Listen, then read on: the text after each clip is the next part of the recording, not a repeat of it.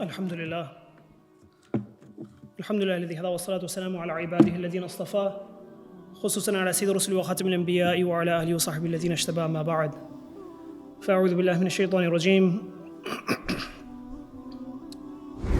وإذا سألك عبادي عني فإني قريب أجيب دعوة الداعي إذا دعان فليستجيبوا لي وليؤمنوا بي لعلهم يرشدون.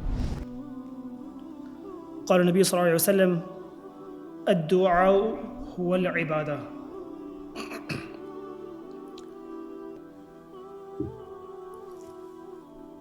Honorable ulama, respected elders, dear community members and students. One of the ways that Allah subhanahu wa ta'ala shows that He is the one and the only ilah, the God who's worthy of worship, is by saying that He is the one who responds to dua. That the dua is only made to Him in the sense that He is the only one who actually responds to the dua. Allah subhanahu wa ta'ala mentions that أَمَّنْ يُجِيبُ الْمُضْطَرَّ إِذَا دَعَاهُ وَيَكْشِفُ السُّوءَ وَيَجْعَلُكُمْ خُلَفَاءَ الْأَرْضِ أَإِلَهٌ مَعَ اللَّهِ قَلِيلًا مَا تَذَكَّرُونَ. That, when a person is in need and he's making dua and he calls out, who's there to answer the dua except for Allah subhanahu wa ta'ala? That is there anyone except Allah then, as a God? That we know that Allah subhanahu wa ta'ala mentions that He is and shows us that He is the one and only God through different ways, and one of those is by saying that He is the one who answers dua. And dua is a necessary aspect of our lives, and it's something that is for our own benefit. Abdullah ibn Umar radiallahu anhu narrates that the Prophet said, "Man futiha lahu minkum babu du'a futihat lahu abwabur rahma." That ma su'ila Allah shay'an yani ahabba ilayhi min an yusala al-afiya. وقال رسول الله صلى الله عليه وسلم إن الدعاء ينفع مما نزل ومما لم ينزل فعليكم وعباد الله بالدعاء. That the Prophet said, whoever is able to make dua, who has been given the ability to make dua, then he's been given mercy from Allah. The doors of mercy have been opened for him. And one of the things that we should be making dua for is for afiyah, for protection. Because dua is a means that will protect us. It's for our benefit. Will protect us from whatever calamities are already on this earth and whatever haven't come down yet. That dua is something for our own benefit. So, فَعَلَيْكُمْ وَعِبَادَ اللَّهِ بِالدُّعَى. So, ibadallah, or servants of Allah subhanahu wa ta'ala, make dua to Allah subhanahu wa ta'ala. And it's a command from Allah subhanahu wa ta'ala to us that we should make dua to Allah subhanahu wa ta'ala. It's not an optional act, it's something that we have been commanded to do. That ud'u rabbakum tadarru'an wa khufya innahu la yuhibbul mu'tadin. Allah mentions as a command that make dua to Allah subhanahu wa ta'ala, call on to Allah subhanahu wa ta'ala. And if we don't do it, if we don't make dua to Allah subhanahu wa ta'ala, and we think that we are not in need of making dua to Allah subhanahu wa ta'ala, we don't make dua to Allah subhanahu wa ta'ala, then it will be a means of Allah subhanahu wa ta'ala's displeasure and anger against us. The Prophet mentioned that إِنَّهُ مَنْ لَمْ يَسْأَلِ اللَّهَ يَغْضَبْ عَلَيْهِ. That whoever doesn't ask Allah subhanahu wa ta'ala, Allah subhanahu wa ta'ala will be angry with them. And the poet says that لا تسألن بني آدم حاجة وسل الذي أبوابه لا تحجب الله يغضب إن تركت سؤاله وبني آدم حين يسأل يغضب. That don't ask people for your needs. Ask Allah subhanahu wa ta'ala, the one whose doors are never closed. For if you don't ask Allah subhanahu wa ta'ala, He will become upset. Whereas people, if you ask them, then they become upset. And this, as you mentioned, is one of it's a command from Allah subhanahu wa ta'ala that we should be making dua to Him. Allah also mentions, وَقَالَ رَبُّكُمْ دُعُونِي أَسْتَجِبْ لَكُمْ. That it says that people make dua. It says to make dua to Allah subhanahu wa ta'ala, أَسْتَجِبْ لَكُمْ, I will answer their dua. إِنَّ الَّذِينَ يَسْتَكْبِرُونَ عَنْ عِبَادَتِي سَيَدْخُلُونَ جَهَنَّمَ دَاخِرِينَ. One of the interesting things in this verse is Allah subhanahu wa ta'ala mentions to make dua to Him, and then Allah subhanahu wa ta'ala then talks about those who turn away from the ibadah of Allah subhanahu wa ta'ala. And it shows that dua is an ibadah of Allah subhanahu wa ta'ala. Allah subhanahu wa ta'ala uses dua and ibadah interchangeably within this verse, to show that dua is in fact, and it's a core act of ibadah. The Prophet mentioned that ad-du'a huwa al-ibadah. Dua is, it in itself is ibadah, that is the ibadah. And it's a medium of direct communication between us and Allah subhanahu wa ta'ala. That a person reveals their most hidden faults and seeks their most intimate of needs and begs for the fulfillment of their wishes to Allah subhanahu wa ta'ala. And it's a refuge. Dua is a refuge for those who have no refuge. It's a solace for the bereaved. It's a consolement for those who are concerned. It's inspiration for the hopeless. You see this in the life of the Prophet ﷺ, where in difficult circumstances, where did the Prophet ﷺ turn? Always turn to Allah subhanahu wa ta'ala. Had a communication, through his dua, he spoke to Allah subhanahu wa ta'ala. In the circumstances of, when the Prophet went to Taif, and the seerah, and the events that transpired prior to that, the passing of his uncle and his wife, and when he went to Taif, we know of all the incidents that happened at Taif, and how dejected and how sad the Prophet ﷺ felt at that time. And when the Prophet ﷺ then came out from Taif, what did he do? That فَأَتَى ظِلَّ شَجَرَةٍ فَصَلَّ رَكَعَتَيْنِ. The Prophet ﷺ came under a tree and he performed 2 rak'ah. And then he made dua. And he said, Allahumma ilayka ashku da'fa quwwati wa qillata hilati wa hawani ala nas. That, Ya Allah, it's to you that I complain of my weakness and on my condition, and that Arhamar Rahimin, Anta Arhamar Rahimin, ila man takiduni, ila aduwin yatajahhamuni, am ila qaribin mallaktahu amri. That, O Arhamar Rahimin, that who will you turn my affairs over to? That who is going to take care of me? That Allah, you are the one who I turn to take care of me. And he mentions, the Prophet says that إِن لَمْ تَكُنْ غَضْبَانًا عَلَيَّ فَلَا أُبَالِي إِنَّ عَافِيَتَكَ أَوْسَعُ لِي. That we know that difficulties can either be just a test from Allah subhanahu wa ta'ala, or it could be a reflection of Allah subhanahu wa ta'ala's anger. And the Prophet says, and he acknowledges all the difficulties that he's facing, but he says that in his dua and his communication with Allah subhanahu wa ta'ala, he says that if you are not upset with me, meaning all these challenges, all these difficulties that I'm facing, as long as they're not because you are upset in me, then I don't care about these difficulties. Except your afiyah is better for me. And he said, then he makes dua to Allah subhanahu wa ta'ala, says, أعوذ بنور وجهك الذي أشرقت له الظلمات وصلح عليه أمر الدنيا والآخرة أن تنزل بغضبك أو تحل علي سخطك لك العتبى حتى ترضى ولا قوة إلا بك. Then the Prophet, then thereafter, he makes beautiful dua to Allah subhanahu wa ta'ala. But the interest of time, we don't have the time to translate the full dua. But you see the conversation in this dua of someone who has nowhere to turn except to his Lord. That it's a solace for the bereaved. We see this multiple times in the life of the Prophet. Same thing at the time of Uhud. The stress and the difficulty that was there at the time of Uhud, where the Prophet saw the enemies and he saw that there were 1,000 and the Muslims were only 300 some number. And it's mentioned, Umar radiallahu anhu mentions that فَاسْتَقْبَلَ نَبِيُّ اللَّهِ صَلَّى اللَّهُ عَلَيْهِ وسلم القبلة ثم مد يديه فجعل يهتف ربه اللهم أنجز لي ما وعدتني اللهم آتي ما وعدتني اللهم إن تهلك هذه العصابة من أهل الإسلام لا تعبد في الأرض. That Umar radiallahu anhu mentioned the Prophet ﷺ, at that time he went in dua.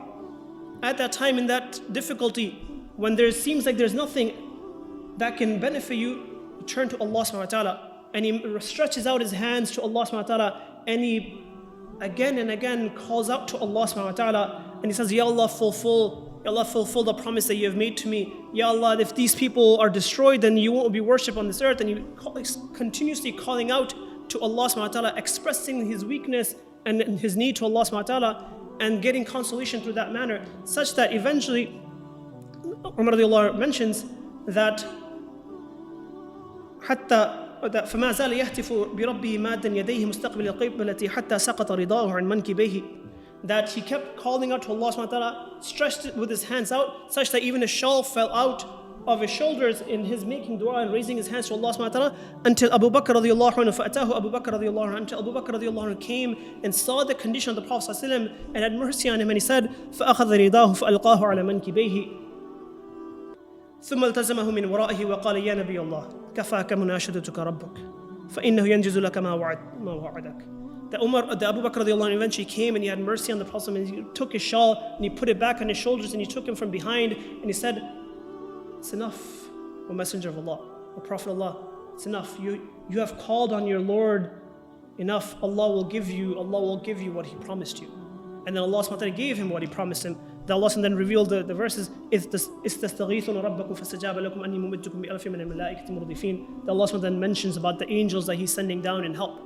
But we see that again, that this aspect of when you have nowhere to turn, the Prophet always turned to Allah subhanahu wa ta'ala with his difficulties and the challenges that he was facing, and always found solace in that calling out to Allah subhanahu wa ta'ala. And the du'as were answered and the help came. And this is why the Prophet mentioned that the du'a is the weapon of the believer. And it's something that the Prophet always turned to. It's something that we need to do. We always turn to Allah subhanahu wa ta'ala and ask to Allah subhanahu wa ta'ala for our needs. This is the prophetic way. But one thing that we must be mindful of though, is the Prophet also mentioned certain conditions or an important aspect that you have to be mindful for you when you're making your dua, that for that dua to be accepted. The Prophet mentioned that إن الله طيب لا يقبل إلا طيبا وإن الله أمر المؤمنين بما أمر به المرسلين فقال يا أيها الرسل كلوا من الطيبات واعملوا صالحا إني بما تعملون عليم وقال يا أيها الذين آمنوا كلوا من الطيبات ما رزقناكم.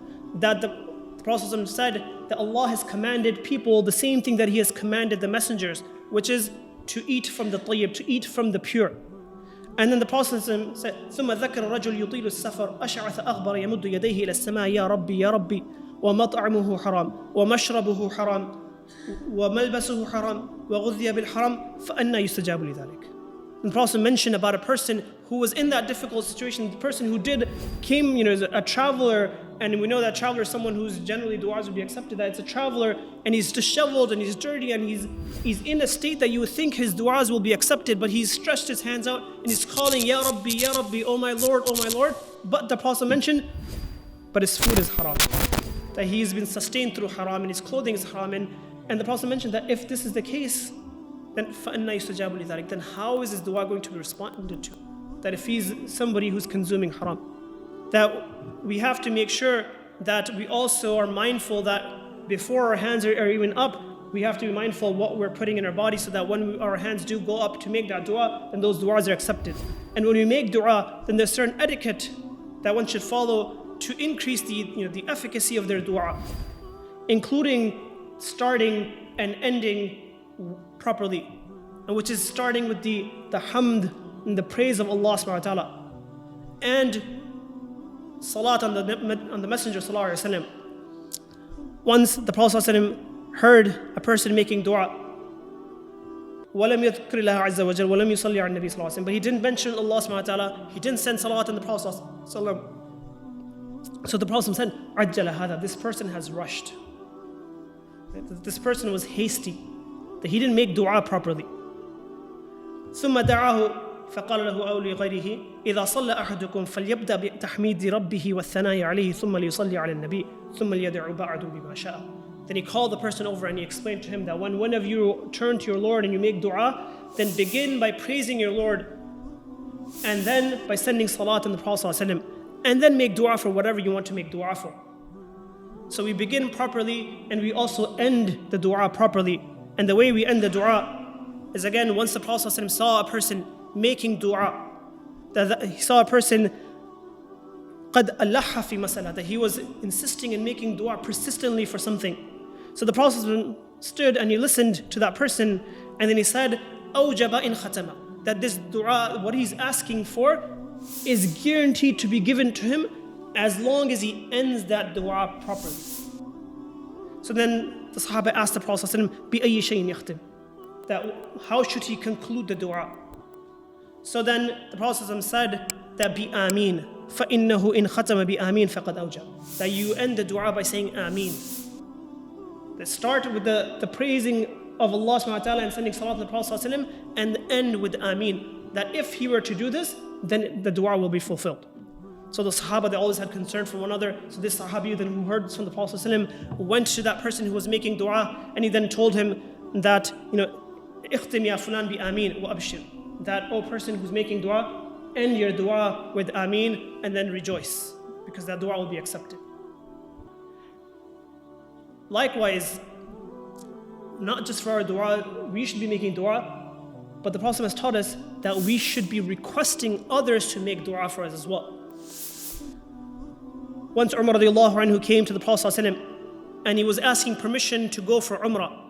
So he says that, استأذنت النبي صلى الله عليه وسلم في العمرة, that I asked the Prophet for permission to go for Umrah. فأذن لي. So the Prophet gave me permission to go for Umrah. But then the Prophet mentioned that لا تنسانا يا أخي من دعائك, that, oh my younger brother, don't forget us in your dua. This is the Sahib al-Wahi, right? The Nabi of Allah subhanahu wa ta'ala, the one on whom the Quran is coming down, the Messenger of Allah sallallahu alayhi wa sallam, he is asking Umar radiallahu anhu that oh my brother, my younger brother, that when you go for your Umrah, then don't forget me, don't forget us in your dua. And Umar radiallahu anhu mentions that the fact that the Prophet referred to me as, my brother, that this is, kalimatun ma yasurruni an li biha dunya, that these are words that I wouldn't trade the dunya for it, that he referred to me as a brother. But the Prophet requested Umar radiallahu anhu for dua. And we should always request du'as, especially for those who are blessed to have our parents out. We should always request our parents for du'as. We know the famous story of Imam Bukhari, rahimahullah, that in his youth that he had become blind. But then his mother used to make dua for him. And he had a pious mother, she used to make dua for him, and she used to regularly make dua for him, until one day she saw Ibrahim alayhi salam in her dream, who then gave her the glad tidings that due to your continuous dua to Allah subhanahu wa ta'ala, Allah subhanahu wa ta'ala has restored the eyesight of your son. And then when Imam Bukhari woke up, then his eyesight was restored. There's power in the du'as of the parents. And even if others request us for dua, we should always start by making dua for ourselves. Start by making dua for yourself. Abdullah ibn Abbas mentions, and he narrates from Ubay ibn Ka'b radiallahu anhu, that كان إذا ذكر أحدا فدعا له بدأ بنفسه, that when the Prophet made dua for others, he first started with himself, and then he made dua for others. And it's good for us because we also then realize that we are just as in need as somebody else. That let us not think that we are in some better position, that person's coming to us and making dua, that we say, no, we are in the same state, we are in need, and that person is in need. We make dua for ourselves, we begin with ourselves and others too. And we see this right, in the Quran too. Allah mentions, قَالَ رَبِّ اغْفِرْ لِي وَلِأَخِي وَأَدْخِلْنَا فِي رَحْمَتِكَ وَأَنْتَ أَرْحَمُ الرَّاحِمِينَ. That forgive me and my brother. Begin with himself and then others. رَبِّ اغْفِرْ لِي وَلِوَالِدَيَّ وَلِمَنْ دَخَلَ بَيْتِ مُؤْمِنًا وَلِلْمُؤْمِنَاتِ وَالْمُؤْمِنِينَ وَالْمُؤْمِنَاتِ وَلَا تَزِيدِ الظَّالِمِينَ إِلَّا تَبَارًا. That the different prophets, when they made dua as well, they made dua in the same manner. Right? The prophetic supplication is with the Prophet ﷺ and other prophets as well. It was to make dua first for themselves and then to make dua for others. And when we make that dua, there must be conviction in the dua. That when we make dua, there must be conviction that this dua will be accepted. That the dua will be accepted. That Allah mentions, وَإِذَا سَأَلَكَ عِبَادِي عَنِّي فَإِنِّي قَرِيبٌ أُجِيبُ دَعْوَةَ الدَّاعِ إِذَا دَعَانِ. That I will respond to the dua if that person makes dua to me. That we must have conviction that Allah SWT said He will respond, that Allah SWT will respond then. And we know the famous story of Khalid bin Walid, right? When he went and he conquered one of the lands, and one of the people came out who were conquered from the side of the people who were conquered, and they come out to negotiate a settlement, and he came with poison, and he said that Khalid bin Walid radiallahu anhu asked him, like, what is this? He said, this is poison. So he said, like, why did you come with poison? He said, well, because if you don't accept the terms that we have and the conditions that we have, then I'd rather drink the poison than to go back with conditions that you imposed that my people are not going to like. So Khalid bin Walid radiallahu anhu then took the poison and he drank the poison. He read first the dua that the Prophet mentioned is a means of protection from anything. He said that Bismillah alladhi la yadurru ma'a ismihi shay'un fil ardi wa la fis sama'i wa huwa as-sami'ul 'alim. The Prophet mentioned that there's dua, if you make this dua, that with in the name of Allah, with whose name nothing can harm in this dunya or in the heavens, that it was convinced that the Prophet mentioned that this is a dua, and if you make this dua, then you will be protected. And he made the dua and he drank the poison and nothing happened, and that person returned back to the conquered people and he said, I come to you from a people to whom even poison doesn't harm. Now, this is like, don't try this at home, right? This is, it's to show a level of conviction that the Sahaba had. It's not something for everyone to try. But the point being that when we make dua, we must have conviction in that dua that Allah subhanahu wa ta'ala said to make dua and I will answer. Hence, we will make dua and expect that Allah will answer. So a question may arise that what should we be making dua for? And the answer is anything and everything that we can make, we can make dua for. Yes, but there are certain things that we should be trying to be more mindful of making dua for them. Like the forgiveness from Allah subhanahu wa ta'ala. That this is something that we should always try to make dua for. We know the different hadith of how many times the Prophet used to make dua for istighfar every single day. Once Abu Bakr radiallahu anhu, he came to the Prophet and he said, Allimni ad-dua ad'u bihi fi salati. That, O Messenger of Allah sallallahu alayhi wa sallam, teach me a dua that I can make.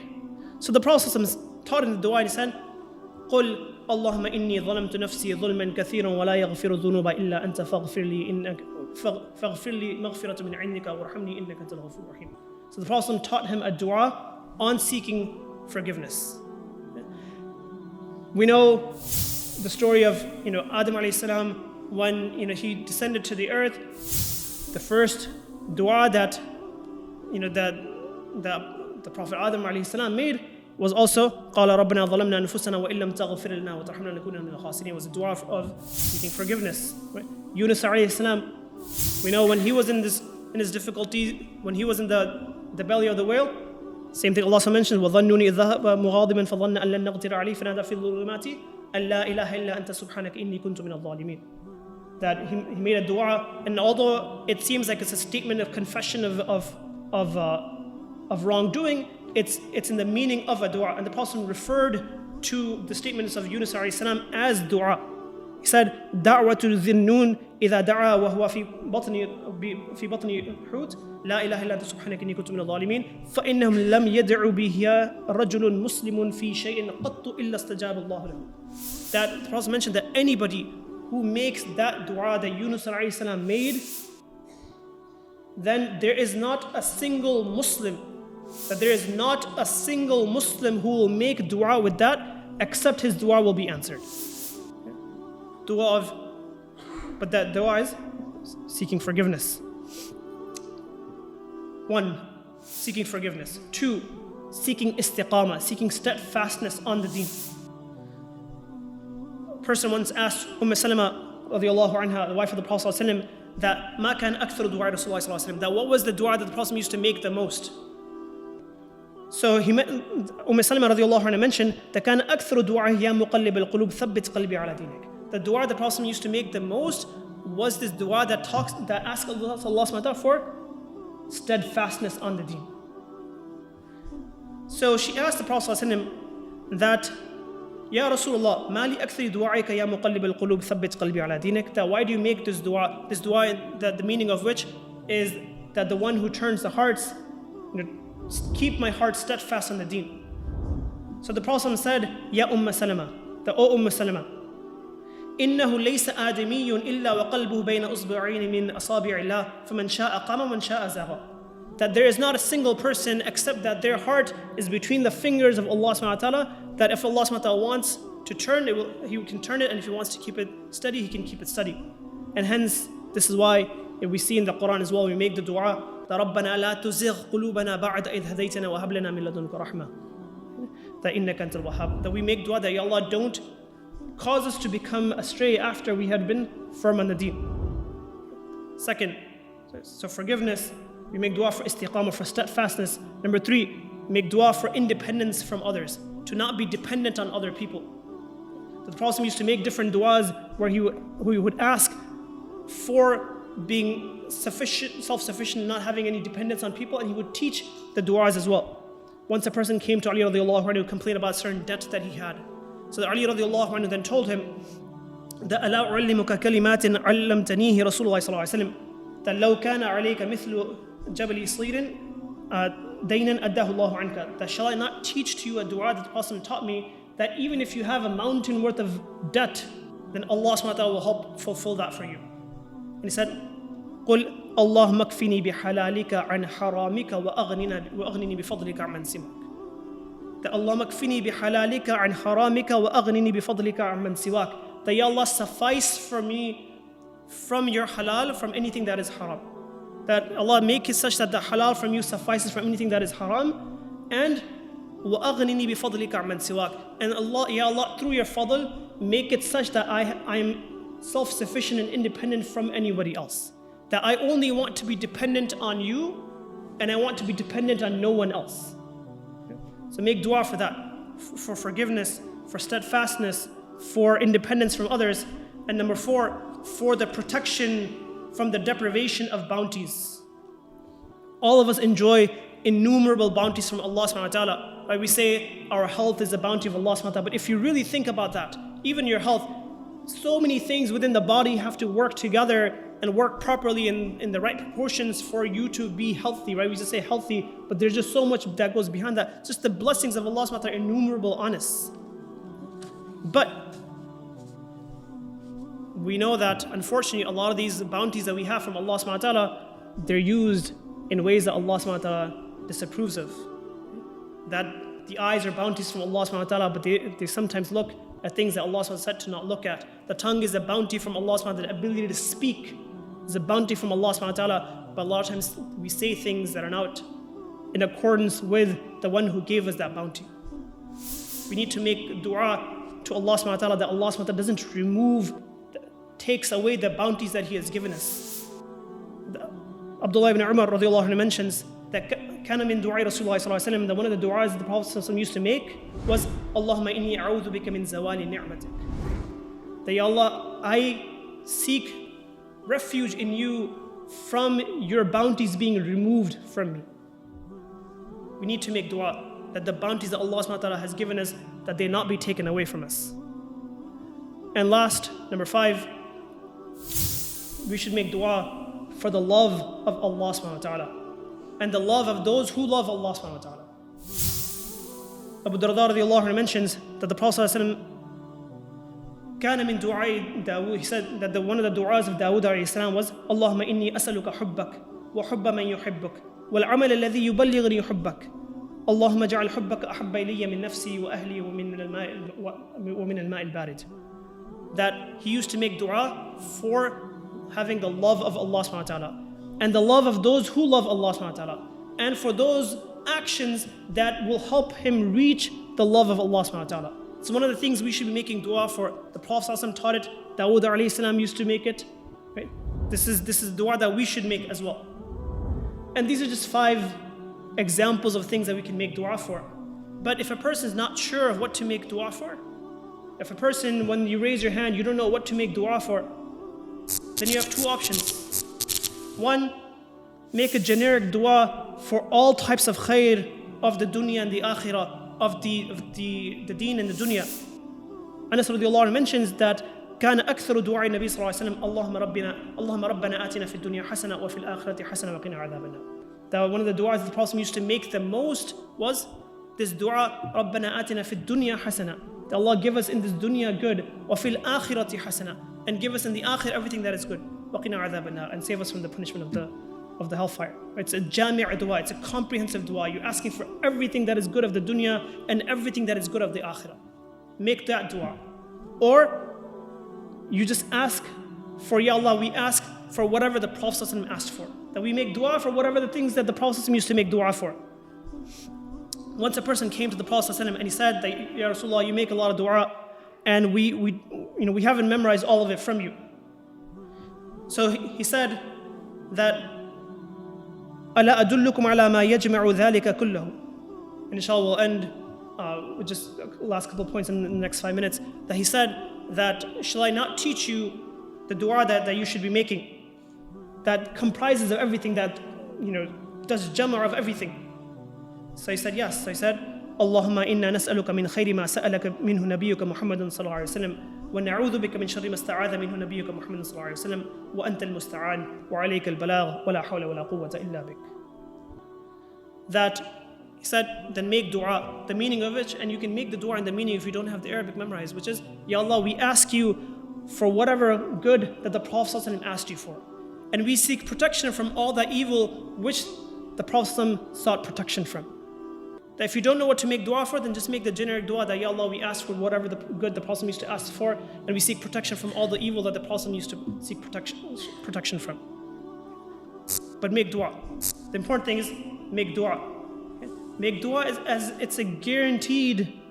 it has a guaranteed response. That the Prophet mentioned that ما على الأرض مسلم يدعو الله تعالى بدعوة إلا آتاه الله إياها أو صرف عنه من السوء مثلها ما لم يدع بإثم أو قطيعة رحم. That the Prophet mentioned that there is not a single Muslim who makes dua to Allah subhanahu wa ta'ala except Allah subhanahu wa ta'ala answers his dua. He gives him what he's asking for, or he saves him from some other harm that would have otherwise affected him. That meaning every dua is responded to. It may be responded to in different ways that sometimes we don't understand, but every single dua, the Prophet mentioned, there is not a single Muslim who makes dua except it will be answered. It will be responded to. Okay? So make dua for anything and everything. The Prophet mentioned that لِيَسَلْ أَحَدُكُمْ رَبَّهُ حَاجَتُهُ حَتَّى يَسْأَلَ الْمِلْحِ وَحَتَّى يَسْأَلَهُ شِسْعَ نَعْلِهِ إِذَا انْقَطَعَ. That the Prophet make dua to Allah subhanahu wa ta'ala for everything. Even if you're making dua for salt or your shoelaces get broken, you want to make dua for that, make dua to Allah subhanahu wa ta'ala for everything. For everything. And Allah will answer. So why won't we make dua then? A person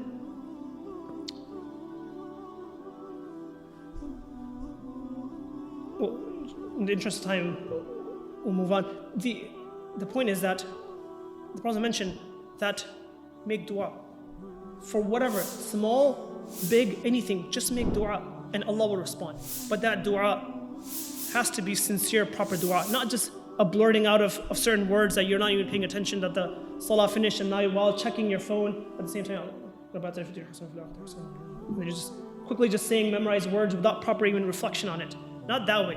Okay? The Prophet mentioned that أُدْعُوا اللَّهُ أَنْتُمْ مُوقِنُونَ بِالْإِجَابَةِ. Make dua to Allah subhanahu wa ta'ala while you are convinced that Allah will respond to you. وَاعْلَمُوا أَنَّ اللَّهَ لَا يَسْتَجِيبُ دُعَاءً مِّن قَلْبٍ غَافٍ لَاهٍ. But know that Allah subhanahu wa ta'ala doesn't respond to the dua of somebody who's not even paying attention, that they're distracted, that their heart's not in it. Make dua with your heart in it and convinced that Allah will respond to it. And that dua, we have to form a habit of doing it all the time, not only in difficulties, but regularly at all times. The Prophet mentioned that man sarrahu an yastajib Allahu lahu 'inda shada'id wal kurab falyukthir du'a fi ar-raha. That whoever wants Allah subhanahu wa ta'ala to respond to his du'as in the times of difficulty, then let him make du'a in the time of ease as well.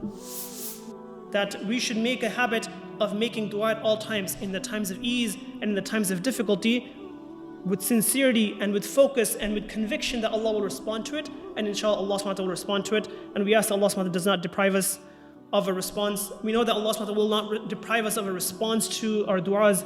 We should also be mindful and careful that we don't deprive ourselves of making dua.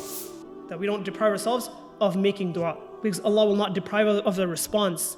We just have to make sure that we don't deprive ourselves of making dua. We ask Allah subhanahu wa ta'ala for tawfiq, to continue to call to Him at all times and to make dua to Him and to make dua for Him. And we ask Allah subhanahu wa ta'ala for all the khair that the Prophet asked for. And we seek protection in Allah subhanahu wa ta'ala from all the things that the Prophet sought protection from. And we ask Allah subhanahu wa ta'ala to accept this gathering. Wa akhiru da'wana alhamdulillahi rabbil alameen.